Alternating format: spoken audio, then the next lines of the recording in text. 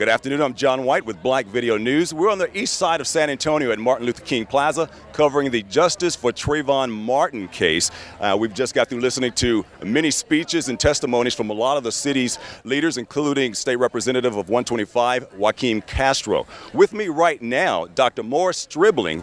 He owns a medical practice here in San Antonio, and also he's the chairman of the African American Leadership Program. Dr. Stribling, good to have you with us today. Thank you. Good to be here. What's your take on today's march? Well, I think it was a good thing that we came together. I think there have been several instances in San Antonio where they've come together to voice their displeasure about what happened to Trayvon Martin. For me, it's personal because I have two teenage boys.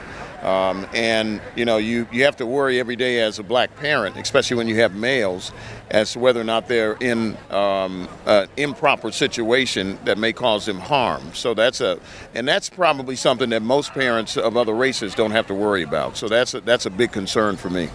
All right, we talked about and we've heard about change. Do you think this incident, this case, and these gatherings around the country may do anything to change the stand your ground law that we have on the books right now? I hope so. I think they're going to look at that, in Florida, and hopefully we'll look at it in Texas. There are 26 states that have stand your ground law.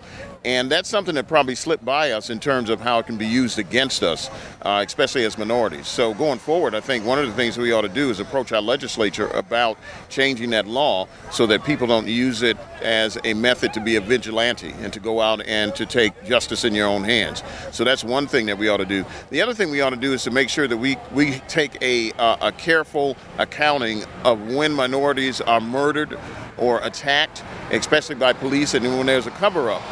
I noticed today that we had individuals from a lot of different organizations.